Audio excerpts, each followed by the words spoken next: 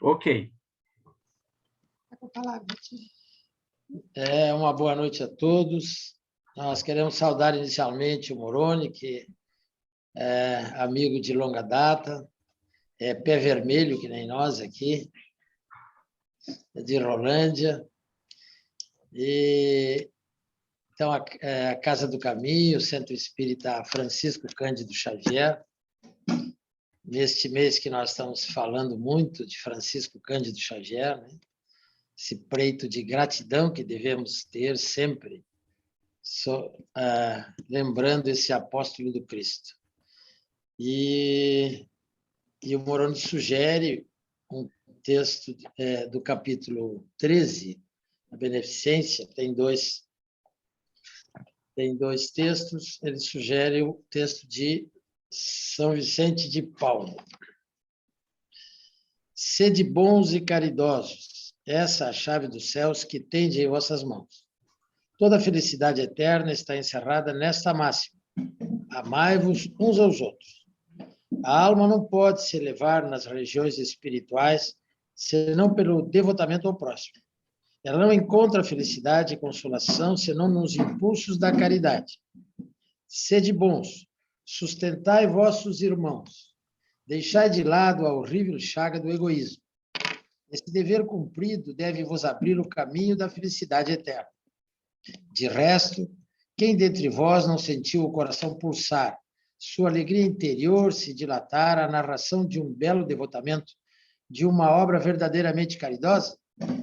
Se não procurasseis senão a volúpia que proporciona uma boa ação, permaneceríeis sempre no caminho do progresso espiritual. Os exemplos não vos faltam. Não há senão as boas vontades, que são raras. Vede a multidão de homens de bem, dos quais vossa história vos recorda a piedosa lembrança. O Cristo não vos disse tudo o que concerne às virtudes da caridade e do amor? Por que deixar de lado seus divinos ensinos? Por que tapar o ouvido às suas divinas palavras? O coração a todas suas máximas suaves? Eu gostaria que se colocasse mais interesse, mais fé nas leituras evangélicas.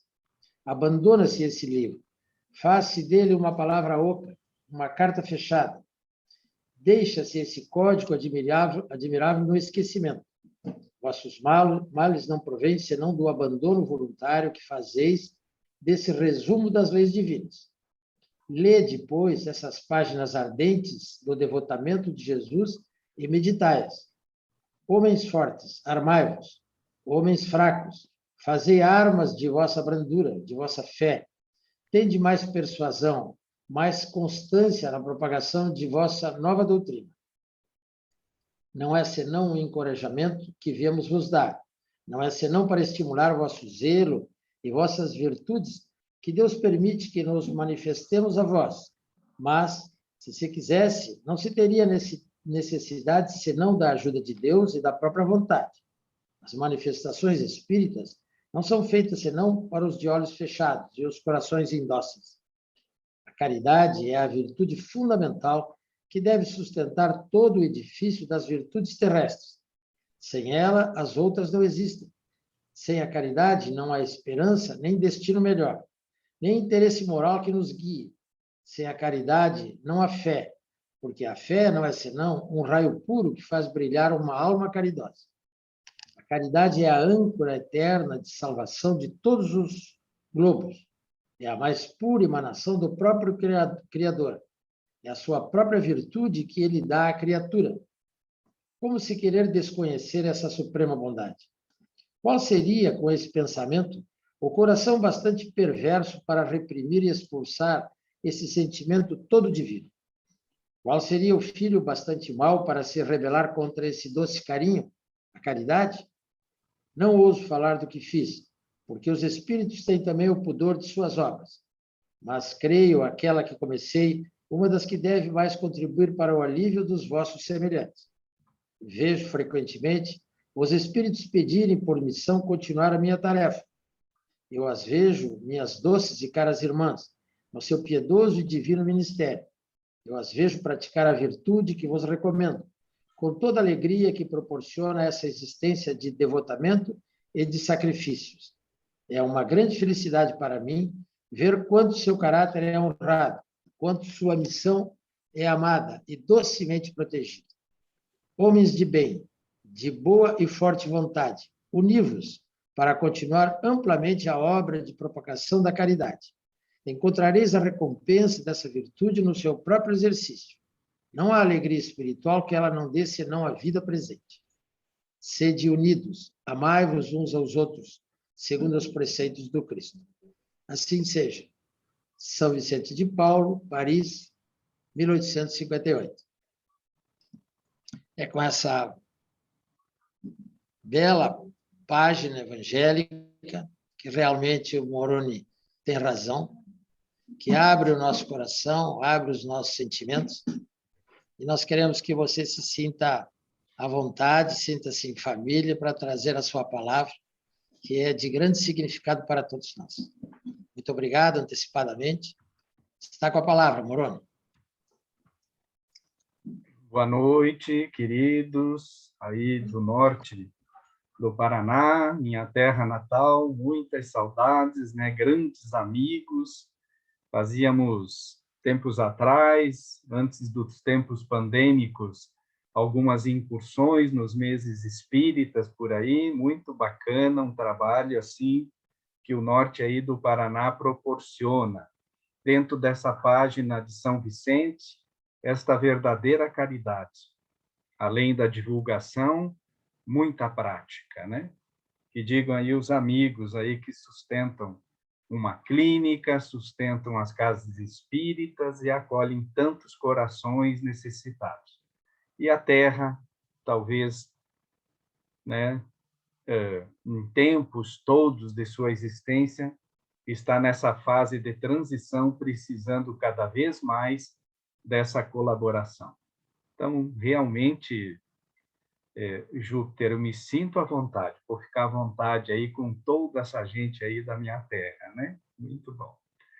Gente, preparamos a pedido da casa para falar desse homem, desse santo homem que esteve aqui conosco na terra, e ele é essa antena que se fala com a espiritualidade, e cada vez que vou estudá-lo, eu me convenço cada vez mais que a reencarnação dele providencial no Brasil para dar direção, para dar muitos caminhos a essa humanidade. Chico Xavier. E quando fui convidado para fazer o tema, logo me veio assim a relação de Chico Xavier com o homem de bem. Então, né, não poderia talvez ser outro sinônimo. A gente vai passar umas historinhas aí com ele, né? Vamos tentar localizar as instruções doutrinárias com esse missionário de Deus que esteve por aqui. Primeiro, nós vamos fazer uma passagem por Jesus, Evangelho do Cristo. Mateus, capítulo 19, lá no versículo 16, começa uma história.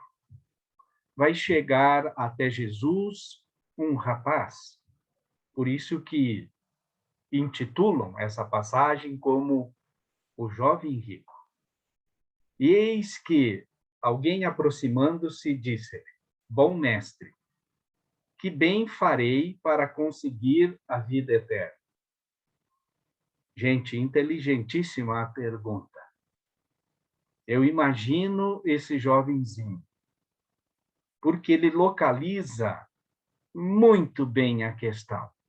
Tem algumas traduções bíblicas, Bíblia de Jerusalém, a Nova Versão Internacional, não trazem essa versão que nem João Ferreira de Almeida traz, bom mestre, que o jovem inicia o diálogo com Jesus. Só trazem mestre. Mas a resposta que Jesus vai dar, por isso João Ferreira de Almeida coloca esse adjetivo no mestre, que é bom, porque Jesus vai responder assim: por que me chamas bom? Então o jovenzinho disse: bom mestre, E aí Jesus vai dizer, por que me chamas bom? Jesus está em toda a sua plenitude fazendo aquilo que ele veio fazer, que é ensinar, né? E a pergunta do rapazinho é interessantíssima, profunda. Que bem farei para conseguir a vida eterna? Gente, para ele fazer essa pergunta, ele sabe quem é Jesus. Ele não perguntaria isso para, sei lá, algum outro homem da terra. Ele sabe que Jesus tem a resposta. Por isso ele indaga, que bem farei? O que ele tem que fazer para poder ter a vida eterna? Jesus dá a lição, então, não há bom senão um só, que é Deus. Então, Jesus já vai dizer na plenitude que o bom é Deus. Se queres, porém, entrar na vida, guarda os mandamentos. E o rapazinho tem conhecimento. Ele não pergunta que mandamento. Ele já pergunta quais. Então, ele é de uma família tradicionalmente judaica que conhece a lei, né? A referida lei, a Torá, o Antigo Testamento. Ele quer saber quais os mandamentos que ele tem que guardar. Ele quer ouvir de Jesus isso. Jesus diz: não matarás, não cometerás adultério, não furtarás e não dirás falso testemunho. Honra teu pai, tua mãe, e amarás o teu próximo como a ti mesmo. Para mim é uma surpresa o que o jovenzinho vai responder. Né? Claro que eu respondo por mim, eu não guardo todas essas coisas até hoje. Quem dirá naquela época, né? Então o jovenzinho vai dizer assim: tá bom, ok, tudo bem, Jesus. Eu tenho guardado todas essas coisas desde a minha mocidade. E agora, o que me falta? Se eu já faço tudo isso. Aí Jesus vai dar uma sentença. Se queres ser perfeito. E os caracteres do homem de bem, lá na instrução da nossa doutrina espírita, da qual Júpiter leu um pedaço aí, né? Essas caracteres é a perseguição, né? É a nossa tentativa de ser perfeito. Então, Jesus está dizendo, nossa, você já galgou muito, já fez muito, mas para seres perfeito, Jesus diz o que tem que fazer. O jovenzinho não fica sem instrução, sem orientação. Vai, vende tudo o que tens e dá aos pobres. E terás um tesouro no céu. E vem e segue-me. Então, não é só se desfazer dos bens. Tem outras coisas para ele fazer, tem trabalho. Tem que seguir Jesus. É para ser o quê? Perfeito, Jesus diz assim para ele. Né? É para você alçar nessa encarnação um degrau bastante importante. O jovem, ouvindo estas palavras, retirou-se triste porque possuía muitas propriedades. Jesus vai continuar a instrução para os discípulos, dizendo que é difícil, né, um rico entrar no reino dos céus, porque realmente a riqueza traz, né, aquele amor pelas coisas materiais, o ter, né, antes do ser. Então, o jovenzinho, ele não tinha ainda todo esse preparo. Eu quero completar essa história introdutória para nós falarmos desse homem de bem, né? Porque Amália Rodrigues, na psicografia de Divaldo Franco, lá em Primícias do Reino, no capítulo 5, ela vai trazer um título, O Mancebo Rico, e ela vai falar como culmina a vida desse rapazinho. Ele vivia em competições de bigas, né? Então ele tinha amor por emoções. Hoje, nos dias de hoje, a gente ouve assim, por adrenalina, né? E ele fazia as corridas. Ele vai fazer corrida, apostas lá entre os judeus, os armênios, os romanos, tinha toda uma organização, né, que faziam as apostas. Tem um filme novo, Ben-Hur, né, a versão nova do filme Ben-Hur, que mostra, eu diria assim, bastante materializado o que era essa corrida de biga, bem interessante. Esse jovenzinho vai lá correr, ele vai se desastrar, vai ter um acidente craniano, pelo que diz a Amália Rodrigues, e ele vai enxergar Jesus e vai reviver de Jesus o convite. Ele vai fechar os olhos terrenos, então, ouvindo o convite de Jesus para alçar aquela perfeição, né? Ele vai, então, desencarnar nessas condições. É a espiritualidade nos trazendo esse conhecimento. Gente, temos, então, os convites de Jesus, um chamamento de Jesus a ser um homem de bem. Jesus deixa dito, então, nessas passagens e tantas outras, a gente destacou essa. O jovenzinho, depois, lá no final da vida, ele tem a visão que ele poderia ter alçado um outro caminho, né? Ele poderia ter escolhido. Não vamos esquecer que nós temos o nosso. Nós somos convidados a cada pouco. O jovenzinho teve a oportunidade de falar com Jesus e ter esse convite, que lhe foi recusado, né, devido a muitas coisas ainda que ele não tinha as condições da perfeição. Ele teve que passar por isso. A questão 624 do Livro dos Espíritos, ela vai dizer assim, gente, a 624 é uma antes da grande questão 625, né? Qual é o nosso modelo e guia? Que a espiritualidade vai responder que é Jesus, o homem integral, né? Esse ser perfeito que veio à Terra. A 624 diz assim, qual o caráter do verdadeiro profeta? O verdadeiro profeta é um homem de bem, inspirado por Deus. Podeis reconhecê-lo pelas suas palavras e pelos seus atos. Impossível é que Deus se sirva da boca do mentiroso para ensinar a verdade.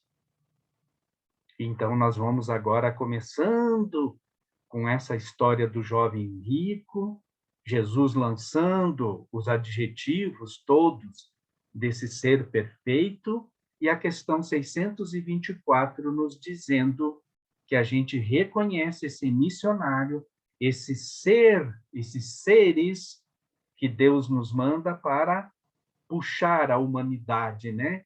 Para nós na Terra, para esse mundo de regeneração que nós estamos almejando.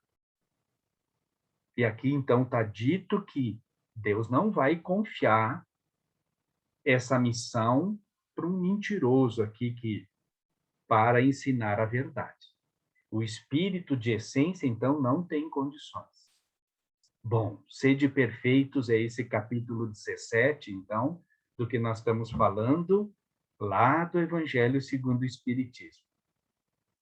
Impressionante, vai trazer caracteres da perfeição. Eu contei aqui, gente, Kardec vai enumerando 20, mas tem uns subitens. A gente vai passar por alguns, né? Vamos lembrar uma passagem de Jesus ainda, que ele vai falar sobre perfeição. Ele vai nos dar um parâmetro da perfeição. Porque ele falou para o jovenzinho lá, né? Sede perfeitos. Mas agora Jesus está dizendo mais sobre isso, né? Amar os inimigos, né? Que valor teria saudar somente os teus irmãos? Sede perfeitos, pois, vós outros, como é perfeito o Pai Celestial. Está lá em Mateus, no capítulo 5, 44. Como perfeito é o vosso Pai. E Kardec traz essa passagem do Evangelho de Jesus para falar do sede perfeitos, os caracteres da perfeição. Vamos tentar correr aqui em alguns. Homem de bem. Quais são os caracteres da perfeição? Primeiro, cumpre a lei de justiça, de amor e de caridade na sua maior pureza. Nessa primeira, eu já tenho dificuldade até de identificar a lei de justiça de Deus, né? Em muitas situações. Então, mas é um caractere do homem de bem. O segundo, o codificador coloca, interroga a sua consciência sobre os seus próprios atos, e a si mesmo perguntará se violou essa lei. Eu já fiz esses exercícios, assim, tento fazer às vezes, né? Alguns acontecimentos do dia, às vezes até na casa espírita, viu, queridos irmãos, né? Sabe o que eu faço imediatamente, né? Como a gente se diz, me peguei fazendo, né? A gente começa a dar desculpa. Ah, mas o irmão me olhou assim, mas ele disse assado.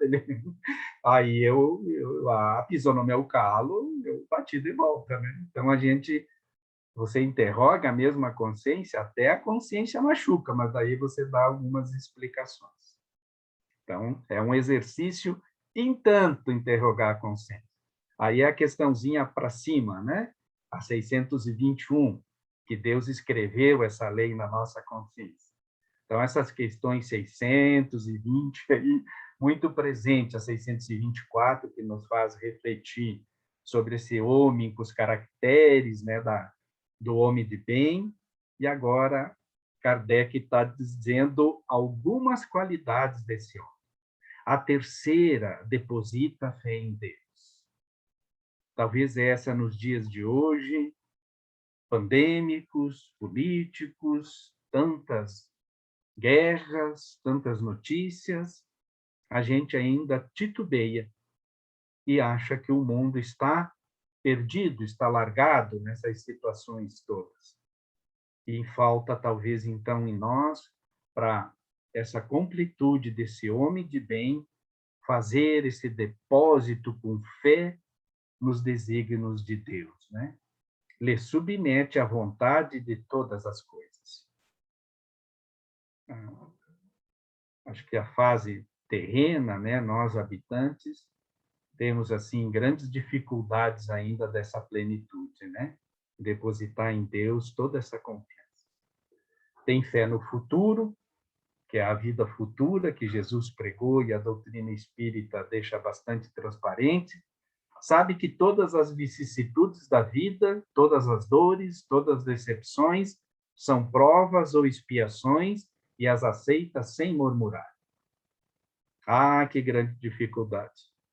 Todas, provas, expiações. Às vezes fura um pneu, ou derrama o leite, ou dá o martelo no dedo. A gente já olha para cima, diz que a tendência é olhar da esquerda, assim, né? Diz que isso é meio psicológico. Ah, Deusinho, de novo, logo comigo. Então, diz que a gente se cobra e cobra ele, né? Cobra Deus Pai. E aí você aceitar todas, gente, é complicado. A gente vai lendo como instrução e, ao mesmo tempo, gente, essa doutrina rica de ensinamento, e essa parte aqui, não vamos esquecer, que é a parte lá, didaticamente, do Evangelho segundo o Espiritismo, do codificador, né? Porque depois vem a instrução dos espíritos sobre isso. O que o Júpiter leu é uma instrução de São Vicente, o espírito nos dizendo numa amplitude assim do que é a caridade. E é impressionante que ele dá um depoimento próprio, né? Ele fala até das irmãs e os irmãos que seguem ele até hoje em seus princípios. Muito interessante aqui. Queridos, nós vamos correr um pouquinho, tem bastante assim subitens, como eu digo, né? São 20. Possui sentimento de caridade e de amor ao próximo, encontra satisfação nos benefícios que espalha. Gente, esse me deixa assim, às vezes, será que a gente faz isso? Nós espalhamos algum benefício assim, mas nós acreditamos mesmo isso no amor? Será que a gente consegue fazer isso? Ou a gente faz porque tem um indício de que aquilo, nós espíritas dizemos, né, resulta em bônus horas, então a gente fica esperando alguma coisa, ou a gente tem essa satisfação, ela é amorosa mesmo, ela é íntima, ela é consciente, inclusive, né?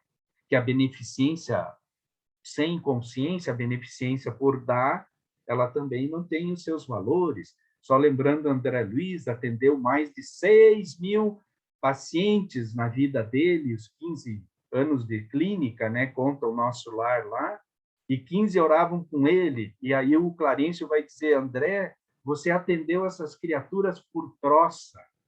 Clarencio usou 2 vezes a palavra, né?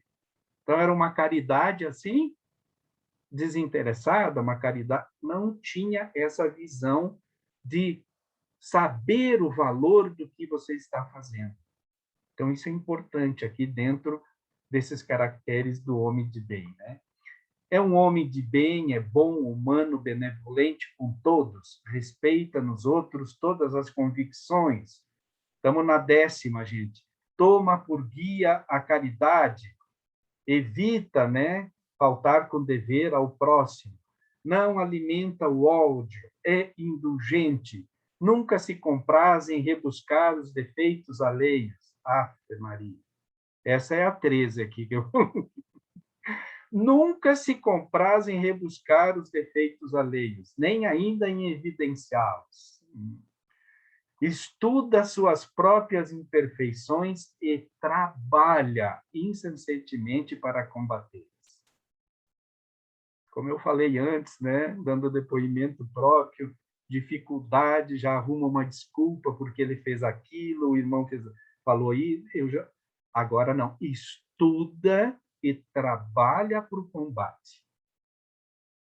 É a 14, uma das características, então, desse homem de bem. Quizá nós podemos, assim, começar a estudar, né? Enumerar algumas. Né? Tem uma história interessante de Franklin, né? Inventor lá do para-raio, né? Benjamin Franklin, que ele fez isso. E ele arrumou, conta a biografia dele, 13 defeitos. E ele colocou na porta do quarto. E ele tentava praticar a virtude para combater aquele defeito, porque ele notou nas pessoas, gente, que o tratavam com desprezo, viravam as costas, e ele era muito sábio, né? Ele é missionário, veio, né, como inventor, político, tudo, né? Escritor, inclusive, e ele era muito arrogante, né? E ele se deu conta, ele disse, nossa, como as pessoas me evitam, o que está acontecendo? E aí ele foi estudar os defeitos, colocou na porta do quarto, ele deitava e olhava. Diz que ele se pegava, quando ele estava lá no 3º defeito trabalhando, ele se pegava, digamos, atentando quanto o primeiro. Aí ele via, aí ele voltava. Né? Um grande ser deixou essa lição. Então, estudar as próprias imperfeições e trabalhar. Não procura dar valor a seu espírito, nem a seus talentos, às expensas de outrem. Né? Então, você se fazer, ainda mais quando não conhece certas matérias ou secretas. Né? Tudo isso, gente, já vamos visualizando o Chico, tá? Não se envaidece da sua riqueza nem das suas vantagens pessoais. Usa, mas não abusa dos bens. 18. Sem a ordem social, colocou sob o seu mando homens. Isso é interessante, é subordinação. E aí você, às vezes, se acha na vida em certas situações de coordenação de almas. E trazemos, às vezes, nesse sentido, muita leis humanas, né? Muita hierarquia. Mas nós, espíritas, e aqui chama a atenção, o 19 também é o trato de subordinados, todos como irmãos, né? Como homens que são. E aí, finalmente, a 20, aqui na minha contagem, o homem de bem respeita todos os direitos dos seus semelhantes. Dão as leis da natureza como quer que sejam respeitados os seus. Bom, Kardec faz uma observação. Não ficam aqui enumeradas todas as qualidades do homem de bem. Então, mesmo sendo as 20 esmiuçada, alguns itenzinhos, tudo assim, né, que passamos rapidamente, ainda tem muitas. Kardec deixa muito bem. E sabe o ponto interessante agora, que é, depois dos caracteres do homem de bem, que é no item 3, né? É o item 4, os bons espíritas. Aí Kardec entra em algumas situações mais afins, né, do que seja. Então, gente, os capítulos aqui, subitens, tudo irmãos, né, um decorrente da outra. Eu fico admirado, viu, queridos, com a capacidade pedagógica de Kardec, né? Ele vai lá, traz as características e depois ele dá essa excepcionada, né? Os bons espíritas. Já dá o caminho, então, para nós. Muito bem. Vendo todas essas qualidades, Jesus fazendo o chamamento para o jovem rico, trazendo a reflexão, todos esses caracteres. Tem uma historinha, então, Os Tomates do Chico. Já ouviram falar? Muito interessante. Vamos para a prática, então. Ali diz para nós estudar os defeitos e para a prática para trabalhar. E é bom a gente tirar exemplos. O que o Chico fazia? Ele vai morar em Uberaba, mudança em Uberaba em 1959.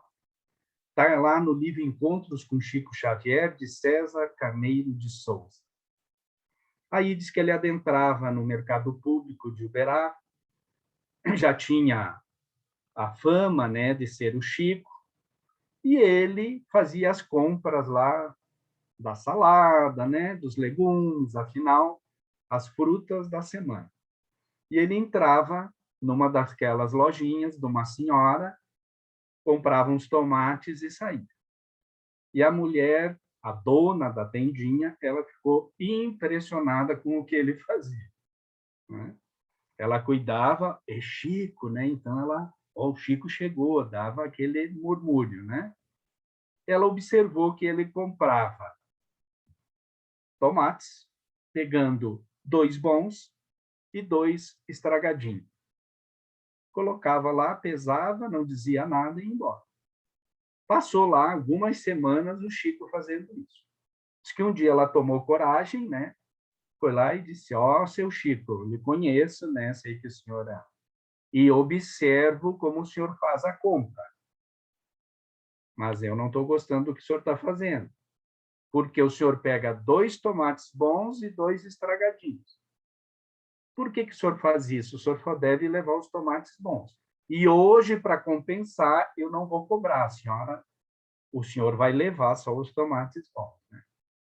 Aí disse que falou isso, ele foi lá servir 2 tomates bons e 2 tomates estragados, né? Aí ela cobra ele de novo, fala para ele, e ele diz assim, simplesmente: mas minha senhora, se eu comprar só os tomates bons, a senhora vai ter prejuízo? Será que a gente encontra, dentro dos caracteres que a gente viu do homem de bem, uma pessoa que se preocupa, né, em levar meio a meio lá o tomatinho estragado? Gente, isso é impressionante, né? Eu falo de novo por mim, né? Porque é impressionante. Vendo essas histórias, estudando tudo essas possibilidades, né, de caráter de homem de bem. Estou em casa eu, sábado à tarde, tomei um banho, né? Agora vamos comer alguma coisinha, não tinha ninguém em casa.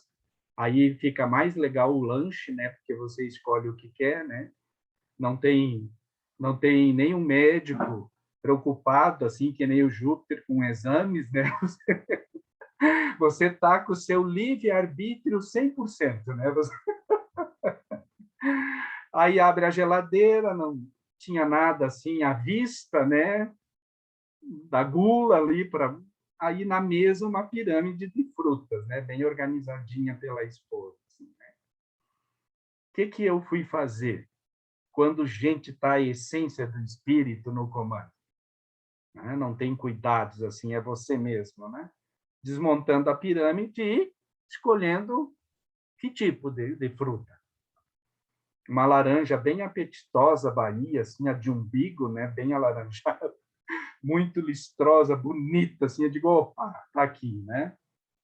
Gente, quando eu fiz aquilo, acho que o anjozinho da guarda dá um pinguinho, lá no que está escrito na 621, que é a consciência, e aí eu, nossa, gente, eu estou dentro de casa, não é nem o sacolão, nem o mercado, nem a quitanda que o Chico ia. Eu estou dentro de casa. O quê? O próximo familiar que vier que pega a pequenininha, né? Que vai se satisfazer com a outra, com a murcha, porque eu peguei a maior, né? Então, pequenos atos que você vai observar. E nessa história, eu lembro de mamãe, né? A família, assim, do Sul, que nem vocês, bastante, assim, né? Com dificuldades, trabalhadora, todo. 5 filhos, marido. Ela pegava a primeira, nunca esqueço das cenas, mas ela pegava a machucada, colocava na frente do prato dela, o pedaço que ela ia tirar estragado e depois era a fruta dela. Geralmente a mais vistosa, papai, distribuía para os filhos, né? A renúncia da mãe também, então, fica aqui, junto com esse exemplo do Chico dos tomates, esse homem, assim, extraordinário, homem de bem. Vamos falar um pouquinho agora da antena espiritual de Chico. Eu tenho o endereço aqui da internet, que possibilita tudo hoje. É uma entrevista que ele faz com Herculano Pires no ano de 1972. Herculano Pires, vamos lembrar, aquele escritor lúcido, espírita, com tantas obras, né? Também esclarecedoras, contemporânea do Chico. E essa entrevista é de 1 hora e pouco, mas ela é cativante. Ela parece que as perguntas de Herculano são para hoje, nessa crise que estamos aí passando, de todas as digamos, vicissitudes, né, que a vida nos oferece encarnados nessa época de transição. Impressionante a entrevista. E o que essa antena vai nos trazer? O que Chico vai nos proporcionar? Uma das questões, gente, são tantas, mas uma das questões, e eu trago isso para reflexão, porque a gente ouve tantas coisas assim, de nova ordem mundial, de algumas manipulações da vida, e que alguns, né, fazem o papel de Deus, o controle, e quanto, afinal de contas, em população a Terra pode comportar. Está aqui nessa entrevista. O Chico se auxilia de Emmanuel para fazer as respostas.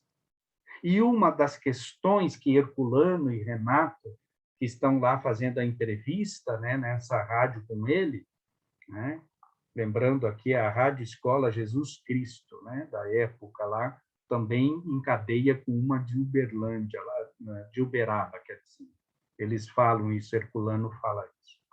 Chico vai trazer a informação, gente, se o homem atingindo pacificamente nos próximos 100 anos, se o homem aproveitar as energias que ainda são ignoradas por ele nos oceanos, a Terra comportará razoavelmente um número de 40 bilhões de habitantes.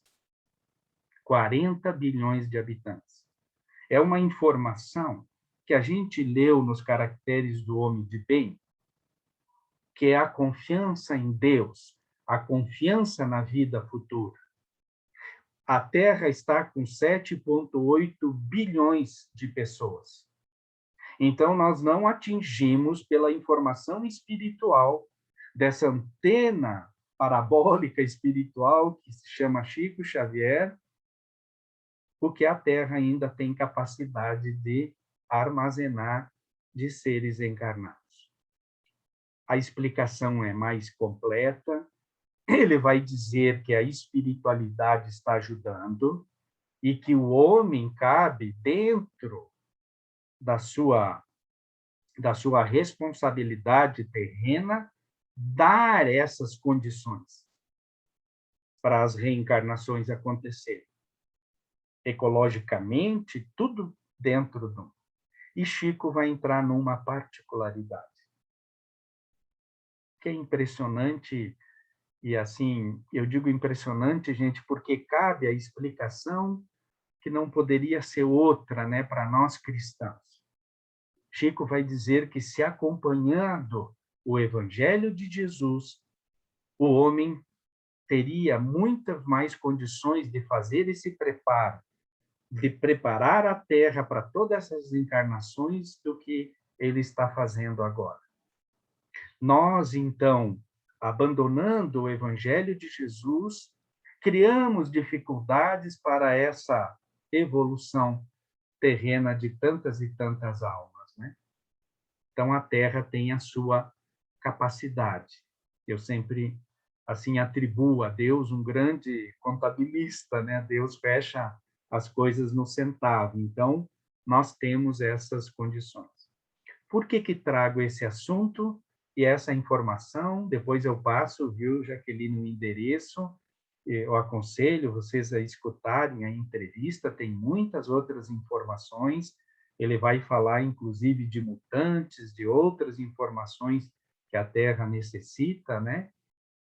De entender ainda essa evolução, as mentes que estão reencarnando com inteligências, né, vamos chamar assim, avançadas e tudo mais. Chico vai fazer um passeio nesse sentido. Por isso que eu digo, parecem os assuntos de hoje. A entrevista é de 72, mas parece que é, né, fazendo as questões que estamos passando hoje. E aí, Chico, essa antena, trazendo as informações por Emmanuel. E o que é de importante, assim, que eu extraio? Essa fé no futuro, de que a Terra não está abandonada, que não tem, assim, razão de muitas angústias. Então, se a Terra não vai dar as condições de alimentação, de educação para tantos seres. E mais, gente, Chico trazendo essa informação, esse homem de bem, né, que eu, né, deposito tanto crédito, acredito nele, porque além das palavras, ele viveu dessa forma, né? Está aqui um alento de tanto desespero, de tantas coisas nesse momento da Terra, um alento que a Terra tem as capacidades que Deus lhe deu para seus habitantes e condições materiais, então, de estar aí, sim, nas condições, vamos falar, então, dos 40 bilhões de habitantes. Né? O número é impressionante, né? Mas, como eu disse, a contabilidade divina é muito boa. Gente, vamos entrar numa questão, eu vou correr um pouquinho, que é a 895. Mais um raciocínio, sempre comparando esse homem de bem, lembrando da plenitude de Jesus, mas esse exemplo que está aí tão próximo de nós, que foi o Chico, né? A questão é 895, não sei se comentei ela em alguns outros encontros, mas ela é interessante porque está dentro dessa formação, né, os caracteres do homem de bem. Já é o livro dos espíritos daí, né? A questão 895 diz assim: postos de lado os defeitos e os vícios de alguém, né, de um ser, acerca dos quais ninguém pode equivocar, qual o sinal mais característico da imperfeição? E os espíritos respondem: o interesse pessoal. Depois, lá embaixo, eles vão dizer: é tão difícil encontrar alguém com desinteresses, né? O que o jovenzinho tinha dentro da essência espiritual dele? Ele tinha interesses pessoais, né? Gente, esse interesse pessoal, ele é tão significativo que a gente exerce ele a cada pouco, né? É que nem a história de estar sozinho à frente da geladeira no sábado à tarde. Ali o interesse pessoal bastante vivo. Chego na casa de alguém, ou sei lá, num restaurante, né? O que eu vou fazer? Talvez. Alguns têm consciência, né? É aquilo que me é apetitoso. é o meu interesse pessoal. Se eu gosto de açúcar, provavelmente vou escolher algumas coisas doces, né? Se eu gosto de alguma coisa mais picante e tal, tá lá, então, uma essência minha fazendo as vezes nesse interesse. Então, aqui a pergunta é interessantíssima, porque Kardec diz isso. O codificador é inteligentíssimo, pedagógico. Tira os defeitos de alguém e afasta os vícios também. O que sobrou nesse serzinho? Aí é claro, interesse pessoal, você deixa manifestar aquilo que está lá dentro da essência. Por isso manifesta quando a gente está sozinho, né? Os nossos pensamentos e outra, porque vai entrar fortemente esse interesse de essência.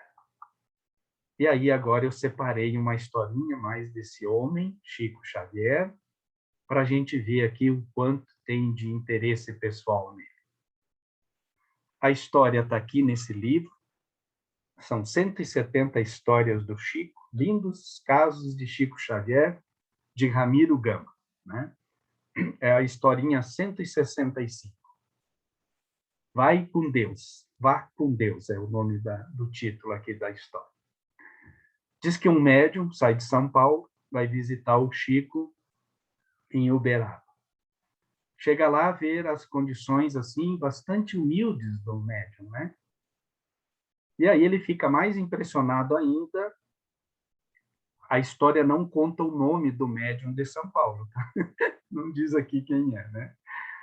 E aí ele chega lá e descobre, né, falando que o Chico só tem 2 ternos.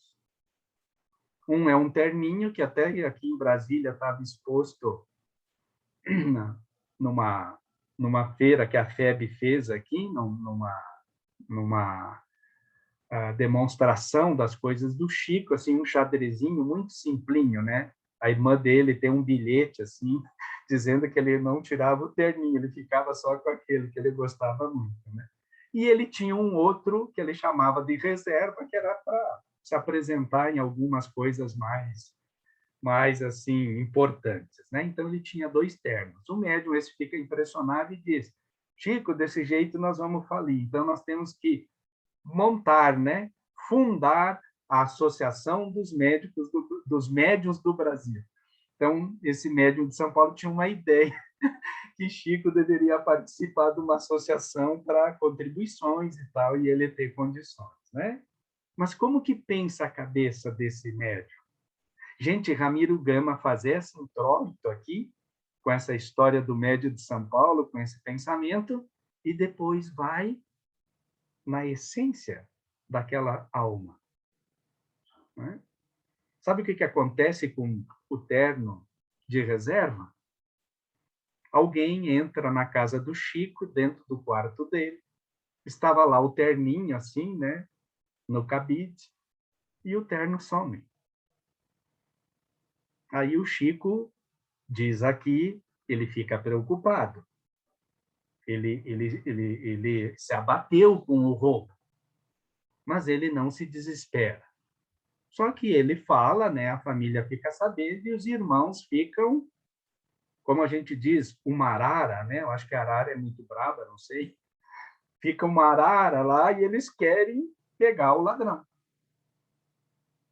E eles vão contar com o Chico para isso. Eles vão montar um esquema com o Chico para tentar pegar o ladrão que levou o único terno que o Chico tinha para fazer se apresentar, afinal de contas, nas coisas mais importantes que achava, assim, né? Eles vão lá, montam um planejamento, que é uma trouxa de roupa, né? Mas, assim, em desuso, fazer o chamariz, e vão colocar essa trouxa no parapeito, na janela do quarto do Chico. E aí eles vão, né, montar o plano. Só que o Chico entra no plano. Ele diz, como é no meu quarto, então eu fico de guarda e quando aparecer o ladrão, eu dou o sinal, ok? Bom, os irmãos ficaram meio assim, mas acreditaram no Chico, né? Diz gente que não demorou muito. Não diz o texto quantos dias, mas afinal o ladrão volta numa das madrugadas. E o Chico está acordado e ele vê tudo, né? E o que ele faz? Nós estamos falando de interesse pessoal. O único terno de alguém. Essa é a questão, né? Nós estamos falando de caracteres, assim, de o que ele faz? Ele deixa aquele ser levar a trouxa de roupa. Ele espera um tempo, ele deixa passar um tempo. Digamos assim, ele dá luz para o ladrão, né? Ele deixa o ladrão. Aí, quando ele tem certeza que eu acho que o ladrão não está mais perto, ele vai lá e dá o alarme para os irmãos. Aí aquela correria, saem nos quarteirões, tentam pegar, mas o ladrão já tinha ido, né? Claro. Aí voltam e cobram isso do Chico. Como é que você não nos chama aqui? E aí até o texto diz aqui assim, você é merecedor de terem levado o teu único terno. Chico diz, mas eu cochilei, né? Não consegui ficar acordado e tal. Ele dá aquela remediada, né? Bom, o assunto morre, Chico ninguém lembra mais. Um certo dia, à tardinha, ele vem voltando da fazenda Modelo para casa e um homem vai parar a charrete dele e vai dizer assim, seu Chico, eu tenho que lhe pedir desculpa. Mas desculpa do quê, meu filho? Eu não lembro do senhor. Sabe o terno e as trouxas de roupa que sumiram? Eu sou o ladrão. Fui eu que roubei. Só que a minha vida, depois que eu li o bilhete que o senhor colocou dentro da trouxa de roupa, mudou. Eu não consigo mais roubar, o homem diz assim para ele. E aquele vá com Deus que o senhor deixou escrito no bilhetinho, eu carrego comigo até hoje e vim aqui lhe pedir perdão.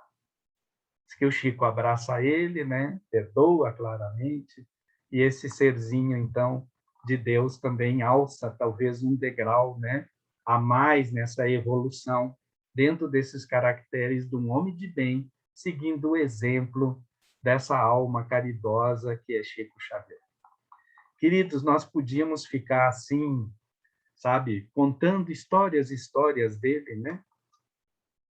Tem uma aqui, só para completar, dentro daqueles de evolução da alma, aquilo de se importar com o outro, né?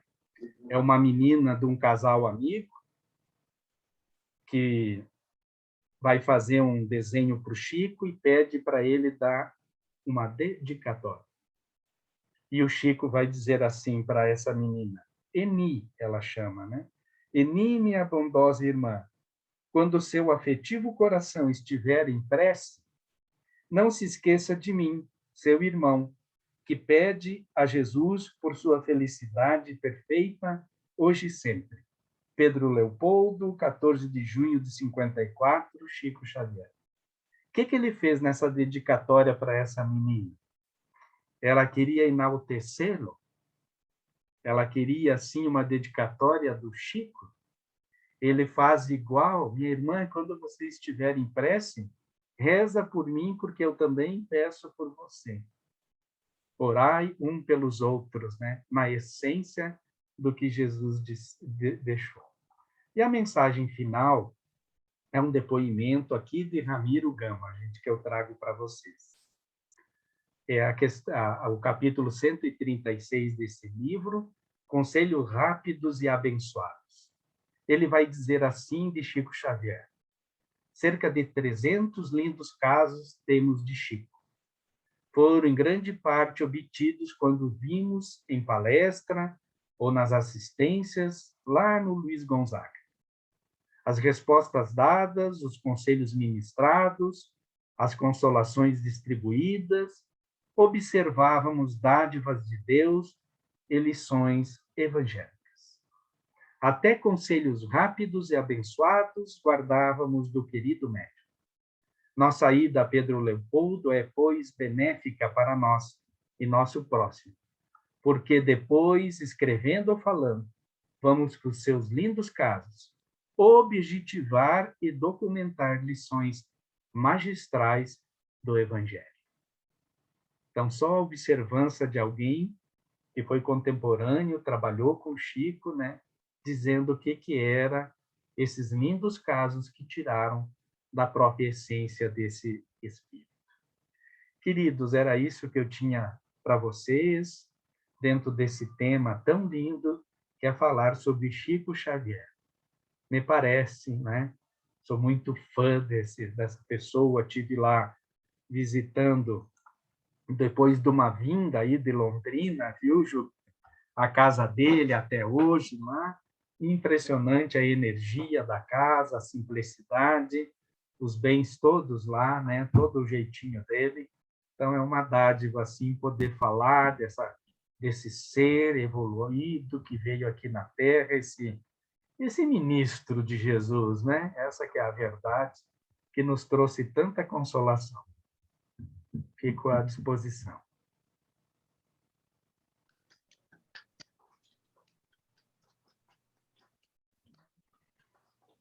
Ora, nós queremos agradecer a sua participação falando desse apóstolo de Jesus, né? Eu acho que o termo, hoje a gente sabe, o termo que tem que se usar é apóstolo, né? Melhor do que ministro, é verdade. E as histórias dele são...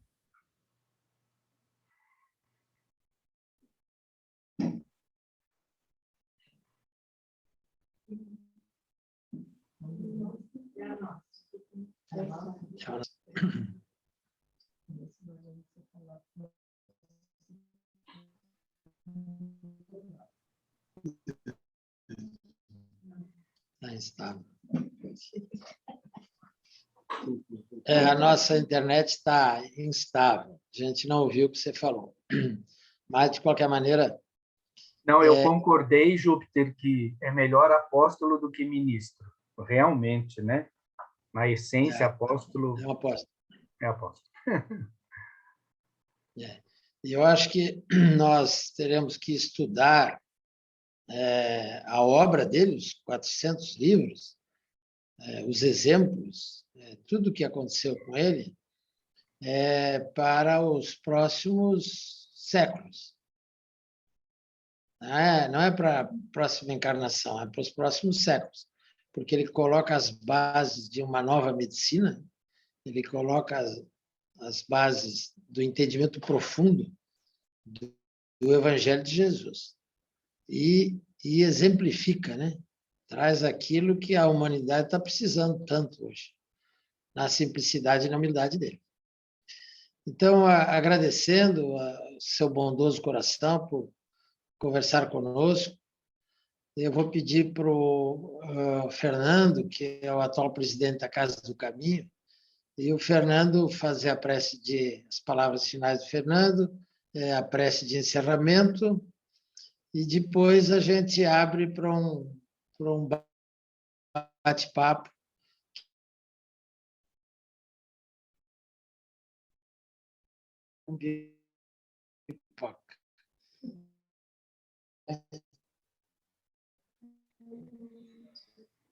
A nossa. Deixa eu voltar, Fernando.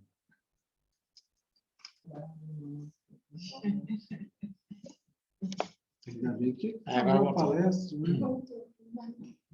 Fernando vai fazer as palavras finais e a prece. Maroni. Maroni, muito obrigado, em nome da Casa do Caminho, novamente, né? Obrigado a todos que nos acompanharam até esse momento. E eu gostaria de, nesse momento, agradecer a todos esses mentores que nos deixaram conhecimento da doutrina espírita, que nos mostra que ainda estamos longe de sermos o homem de bem, mas, ao mesmo tempo, nos dá a esperança, e mais do que a esperança, a certeza de que um dia chegaremos lá. Porque no timão está o nosso mestre, o nosso grande exemplo, que é Jesus. Agradecemos a todos os presentes, aos nossos mentores, a Chico Xavier, a Kardec, que proporcionaram esse momento para todos nós. Que a luz e a energia geradas nesta reunião possa se espraiar por todos aqueles que necessitam dessa harmonia, dessa coragem, deste bom ânimo para continuar a sua caminhada em busca do homem de bem que já existe dentro de nós por ser a centelha divina. Muito obrigado e que assim seja.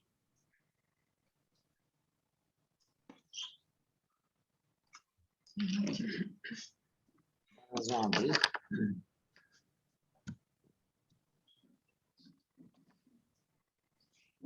Muito obrigado. Eu agradeço Fernando pela prece. Agradeço a Jaqueline, que é a responsabilidade. Vamos abraçar. Nós vamos dar um abraço. Vamos dar um abraço no Moroni. Um abraço. Gratidão. A presença de todos. E está aberto, né? O microfone aberto para quem quiser matar a saudade, fazer pergunta, conversar com o nosso querido Moroni. Quem quer falar, que se habilite.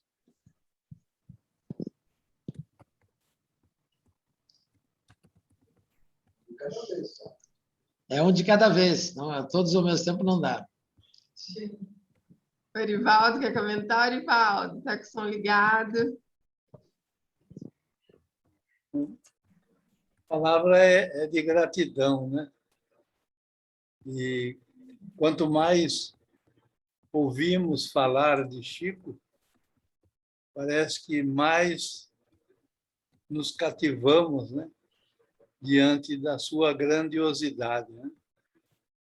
Quando Júpiter o chamou de apóstolo, eu acho que esse realmente é a alcunha que temos que deixar e considerar para o Chico, né?